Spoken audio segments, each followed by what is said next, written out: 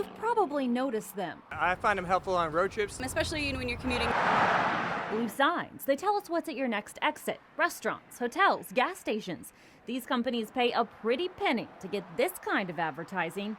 In fact, statewide, the companies spend roughly $1.4 million. The state owns the highways, but despite owning the land, last year ODOT only received about a fourth of the sign advertising revenue.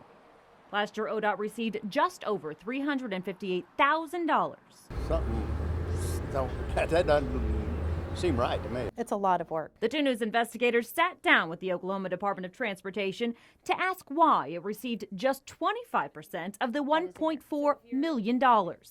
It says by law they must contract out the sign work to a private company. They pay for the signs, the maintenance. They do all the work for finding the companies. The contract is with the Interstate Logos. Turns out Oklahoma isn't alone. 23 other states contract out with the same company, but many of those states get a much larger percentage of the revenue. Take Missouri and Kansas, for example. They get 60% of the advertising revenue. And Arkansas does its own program, bringing in $877,000 in revenue.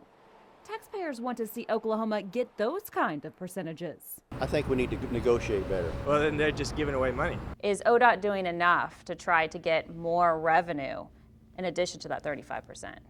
Well, again, that would be up to the legislature to decide if they want to revert on the state statute and change the program around. You know, you can't negotiate with Oklahoma Logos to get 45%. That ODOT doesn't do the negotiation, a legislator did the negotiation, or?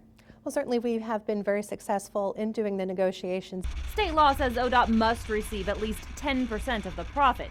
It was at 18% for more rural areas and 35% for urban areas until ODOT just renegotiated its contract. Now both numbers are at 35%. And that part about the legislature requiring ODOT to get a greater piece of the revenue? Well, again, that would be up to the legislature. Not so, according to State Senator Kyle Loveless, the vice chair of the Senate Transportation Committee. After talking to the 2 News investigators, Loveless is now examining why ODOT is bringing in less than other states. It's something taxpayers would like to know, too. They ought to just get a bigger piece of the pie. The 2 News investigators also contacted Interstate Logos. We talked to the CEO of the Louisiana-based company. He said the program revenue is often based on the size of the program in the state. For example, Maine and Delaware have a smaller program and they don't receive any revenue, whereas Missouri has a larger population, so it gets more money. It's a story the 2 News investigators will continue to follow. Marla Carter, 2 News works for you.